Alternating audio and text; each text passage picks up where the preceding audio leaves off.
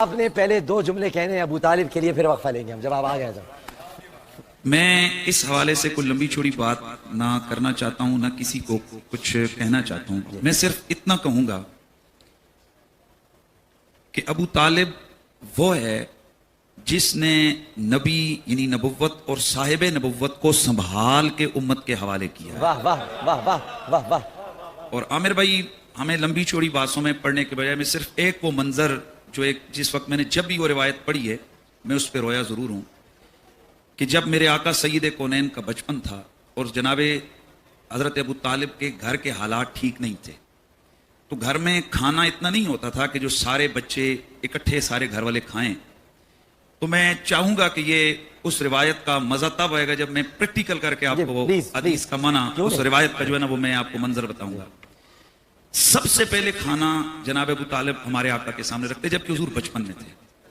اب آپ کے جو دوسرے چھوٹے بچے تھے، آپ کو پتا ہے کہ صبح صبح بھوک لگی ہو تو ہر بچہ چاہتا ہے کہ پہلے میں کھاؤں۔ تو سرکار کے سامنے جب پیالہ آتا، بچے ادھر ہوتے، ابو طالب ادھر ہوتے۔ یہ میں روایت کے سیم جو اس کو امام صالح شامی نے روایت کیا، میں نے اس کو سیم یہ عرض کر رہا ہوں۔ حضور کے سامنے رکھ کر کہتے کہ میرے پیارے محمد کھاؤ۔ ظاہر ہے حضور کو تو بچپن میں وہ صاحب نبوت ہیں، تو میرے آقا اپنے ان بھائیوں کی طرف دیکھتے اور وہ جو جناب ابو طالب کے بچے تھے وہ بھی ہاتھ آگے بڑھاتے۔ وہ منظر میں آپ کو نہیں بتا سکتا، ہاتھ آگے ہوتا، باپ جو ہے وہ بچوں کے بیچ میں، میں منظر بتاؤں گا، سرکار بیٹھے ہیں، بچے ادھر بیٹھے ہیں، ابو طالب ادھر بیٹھے ہیں، بیٹا کھاؤ۔ اب بچے ہاتھ آگے بڑھاتے تو یہ پیچھے کرتے، کھانے دو میرے لاڈلے۔ اور اگلا جو منظر ہے کہ بعض اوقات ایسا ہوتا کہ یوں بچوں کے آگے بیٹھتے اور سرکار سے عرض کرتے کہ آپ کھائیں۔ اور میں اس حوالے سے بخاری کے وہ لفظ آپ کے سامنے ضرور عرض کروں گا کہ میرے نبی نے وصال ابو طالب کے بعد، یہ بخاری کے الفاظ ہیں اور اپنا حدیث صحیحہ کے اندر یہ یعنی صحیحہ کے الفاظ ہیں کہ میرے نبی مکرم سید کونین جناب ابو طالب کے وصال کے بعد ایک دفعہ ایسا ہوا کہ مدینے میں قحط پڑا اور میرے نبی پاک صلی اللہ تعالی علیہ وسلم کے گیسوئے کرم کے کھلنے سے اور آپ کے دستے کرم بلند ہونے سے چھما چھم بارش برسنے لگ گئی۔ جب آپ کا یہ معجزہ حضور کے سارے صحابہ نے دیکھا، اس وقت میرے آقا نے ایک لفظ بولا، الفاظ بولے تھے۔ میرے آقا نے فرمایا تھا للہ در ابی طالب لو کان حیا لقرت عیناہ۔ آج اگر میرا ابو طالب میرا چچا زندہ ہوتا، میرا یہ معجزہ دیکھ کر اس کی آنکھیں ٹھنڈی ہو جاتی۔ لیکن میں عامر بھائی جو لفظ ہیں جو میں چاہتا ہوں کہ میرے سارے سننے والے ان لفظوں کو یاد رکھیں، یہ میں اس کا ترجمہ کروں گا لیکن خود بھی کسی سے کروا لیں کہ للہ در ابی طالب۔ یہ تقریباً اہل سنت کی معتمد علیہ 25 سے زائد کتابوں کے اندر موجود ہے، جن میں سیرت کی کتابیں بھی ہیں اور حدیث کی کتابیں بھی ہیں، کہ حضور نے فرمایا اللہ بھلا کرے ابو طالب کا، اللہ اکبر، اللہ للہ در ابی طالب، اللہ بھلا کرے ابو طالب کا۔ آج اگر ابو طالب زندہ ہوتے، جیسے بچپن میں میرا وسیلہ دے کر انہوں نے دعا منگوائی تھی مجھ سے اور پانی برسا تھا اور اس وقت انہوں نے کہا تھا وَأَبْيَضُ يُسْتَسْقَى الْغَمَامُ بِوَجْهِهِ سِمَالُ الْيَتَامَى عِصْمَةٌ لِلْأَرَامِلِ، او میرے گورے چٹے چہرے والا میرا پیارا محمد جس کا وسیلہ دے کر پانی مانگا جاتا ہے۔ فرمایا آج اگر وہ زندہ ہوتے، میرا یہ معجزہ دیکھ کر ان کی آنکھیں ٹھنڈی ہو جاتی۔ عامر بھائی، آنکھیں معجزہ دیکھ کر مومنوں کی ٹھنڈی ہوتی ہیں۔ اور اس میں جو اگلی بات میں عرض کروں گا وہ یہ ہے کہ میرے نبی نے پھر فرمایا کون ہے جو آج مجھے ابو طالب کی وہ نعت سنائے گا؟ اللہ اکبر۔ اور میں یہ آپ کے اس پروگرام کی وساطت سے عرض کرنا چاہتا ہوں کہ محفل نعت ہم بہت کرتے ہیں، لیکن کبھی رسول کے پہلے ثنا خان کا ذکر تو کریں کہ میرے نبی کی پہلی نعت کہنے والا حضور کا چچا ابو طالب ہے۔ بے شک۔ اور میں اگلا جملہ آپ کو کمال کی بات بتانے لگا ہوں، جناب حضرت حسان بن ثابت میرے حضور کے وہ ثنا خان صحابی، کبھی حضور یہ بھی تو دیکھیے کہ جناب حسان نے نعت رسول لکھتے ہوئے کس کے کلام پر تضمین لکھی؟ تو جناب ابو طالب کی نعت پر پہلی تضمین لکھنے والا جناب حسان بن ثابت۔ واہ واہ واہ۔ اور اس وقت پھر آپ نے میرے آقا نے فرمایا کون ہے جو آج میرے چچا کی وہ نعت سنائے گا؟ حضرت، اچھا یہ جو الفاظ ہیں بخاری کے اندر موجود ہیں، حضرت علی کھڑے ہو گئے، یا رسول اللہ کیا آپ سے کی مراد وہ ہے وَأَبْيَضُ يُسْتَسْقَى الْغَمَامُ بِوَجْهِهِ؟ فرمایا ہاں ہاں سناؤ۔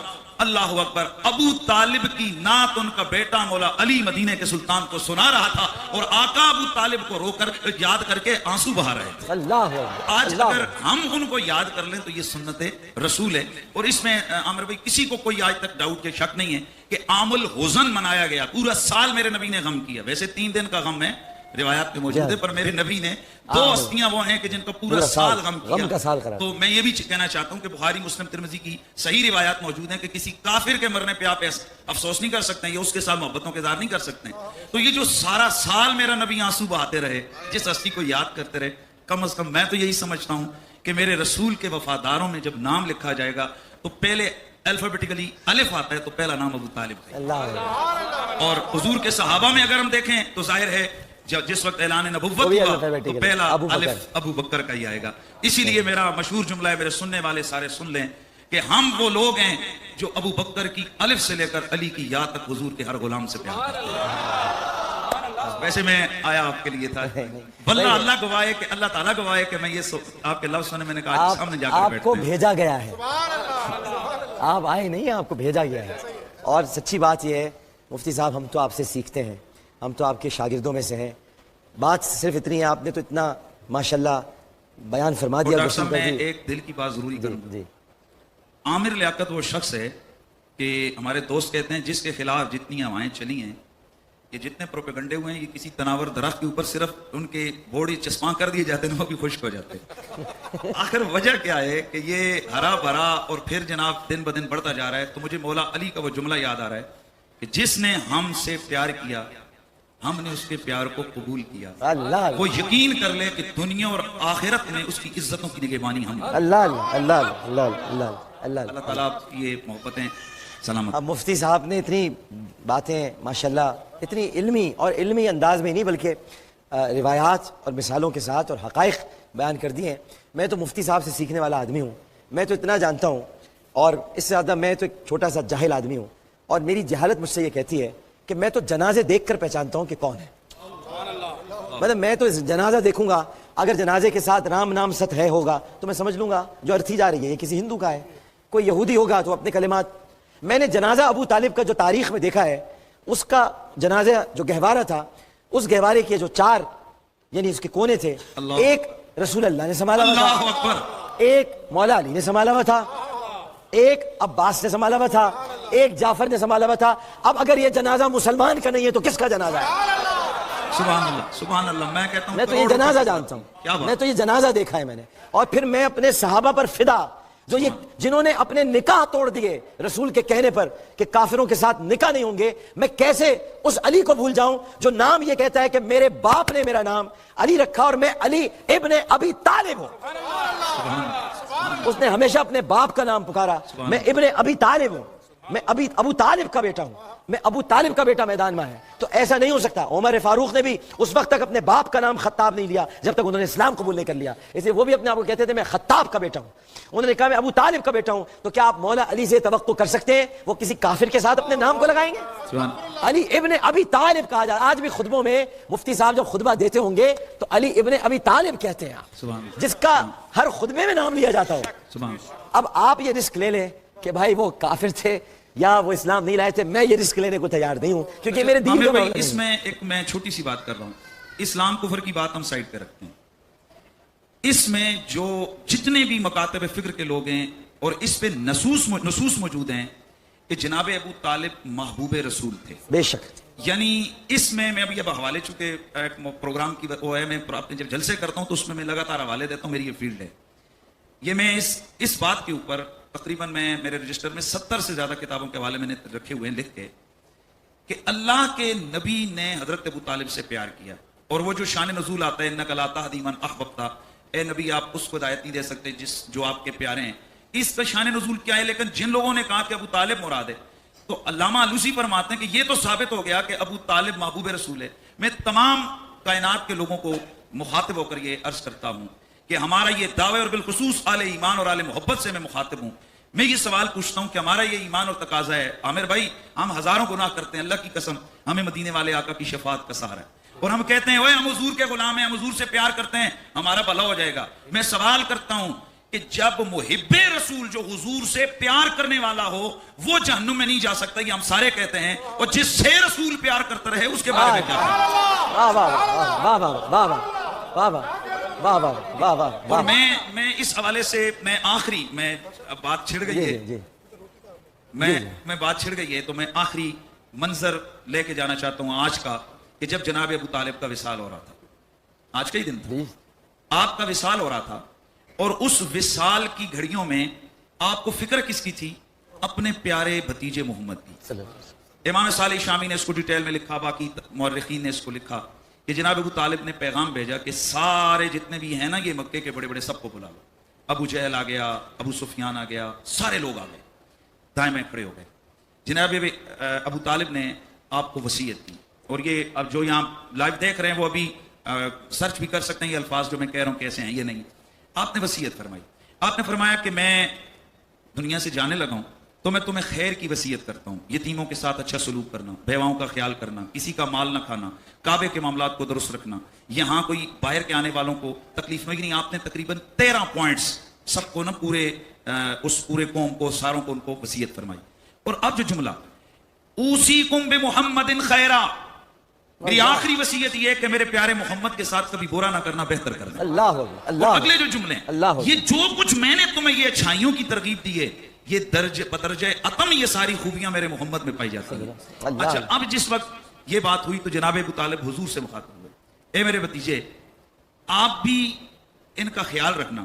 میرے نبی نے فرمایا چچا یہ آخری گھڑیاں ہیں تو کیا میں ایسا کلمہ ان کے اور آپ نے بیچ میں نہ رکھ دوں کہ یہ اختیار کر لیں تو ساری دنیا کی بادشاہت ان کو مل جائے.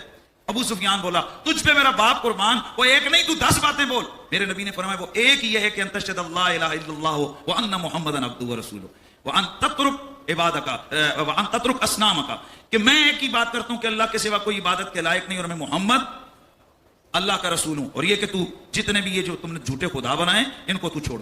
وہ چیخنے لگا، کہنے لگا کہ یہ کیا ہوا، یہ کیا ہوا، یہ کیا ہوا. ابو طالب دیکھو یہ کیا، پھر وہی بات کر دی. اب فیصلہ کرنا تھا، عامر بھائی آخری گھڑیاں ہیں، فیصلہ کرنا تھا ابو طالب نے. میرے آقا خاموش ہو گئے کہ کہیں میرے چچے کا دل ظاہر ہے ادھر ادھر سے باتیں شروع ہو گئی، یہ کیا شور شروع ہو گیا. حضور خاموش ہو گئے کہ کہیں میرے چچا کو تکلیف ہوئی ہے ان معاملات سے. تو جناب حضرت ابو طالب نے میرے نبی کے چہرے پہ دیکھ کے فرمایا میرے بیٹے تو نے ان کو غلط بات کی دعوت تو نہیں دی ہے، خدا کی قسم تو نے صحیح بات کی دعوت دی. اور جو آخری جملے وہ کیا ہیں؟ جناب ابو طالب کی آنکھ سے آنسو کے قطرے ٹپکے، پڑھیے جا کے روایات. اور پھر آپ نے فرمایا میرے بھتیجے اگر میری یہ جان میرا وفاق کرے تو مجھے پیدا کرنے والے کی قسم میں تجھ پہ اپنی جانوں کو قربان کرتا ہوں. لما بلغ آنا، حضرت ابو طالب ان جملوں پہ پہنچے، فماتا آپ کی روح قبض ہو گئی. جناب والا آخری لفظ جناب ابو طالب کی زبان پر وفاداری ہے مصطفیٰ کے جاتے. اور ابو لہب کے جو 2 بیٹے تھے عتبہ اور عتیبہ، ان سے اپنی بیٹیوں کے رسول اللہ نے نکاح ختم کروائے، آپ جانتے ہیں. لیکن فاطمہ بنت اسد سے نکاح ختم نہیں ہوا تھا. بس اتنا کافی ہے میرا.